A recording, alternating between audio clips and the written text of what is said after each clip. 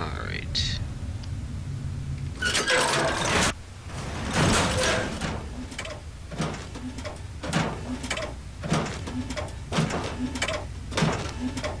You've breached our defenses, evaded our best soldiers, and you've raided my home.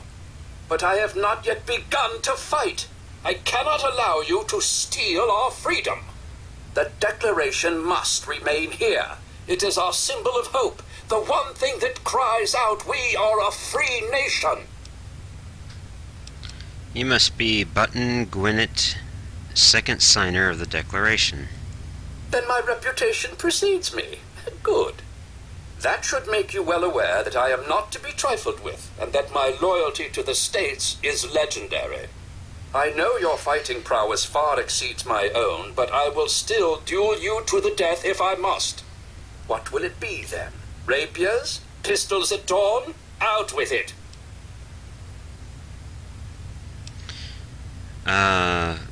That's quite brave of you to potentially sacrifice your life over a document. This is no mere document, madam. This is the doctrine laid down by my fellow members of the Second Continental Congress. It absolves us of the tyranny of King George III of Great Britain. It is, perhaps, the greatest symbol of this free nation.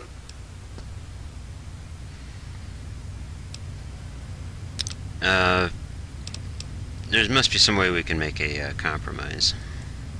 Broken promises and deceit may be the way of Great Britain's crown, but I will not succumb to such tomfoolery.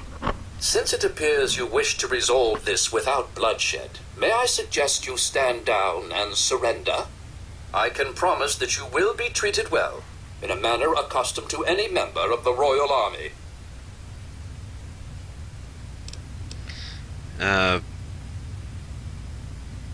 There's more to this than you realize, Button. Please explain, but I warn you, I am well versed on the tactics of the underhanded Redcoat spy. You do well to remember that. I'm Thomas Jefferson, and I've returned to liberate the Declaration. You, sir, are a liar, a fraud, and likely a spy of the royal crown. I warn you not to test my patience. You'll find it wearing quite thin. Let me prove my honesty by helping you trick the Redcoats. Interesting. I had a plan for just this sort of situation. Perhaps this will prove that you're here as an ally rather than an enemy. We create a forgery of the Declaration and send it off to Great Britain. It might be just the delay we need to get the document out of here safely. I'd love to be at court when King George finds out he wasted all his resources gaining a forgery.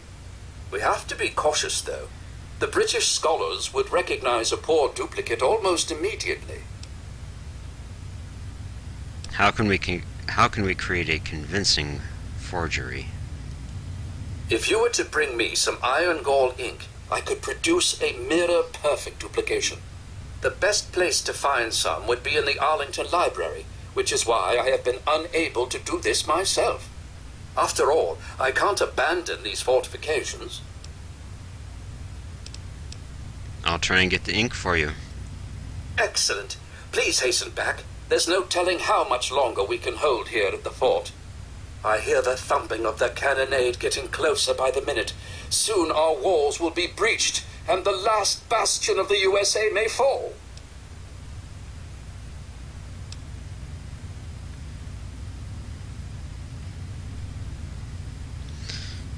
How did you end up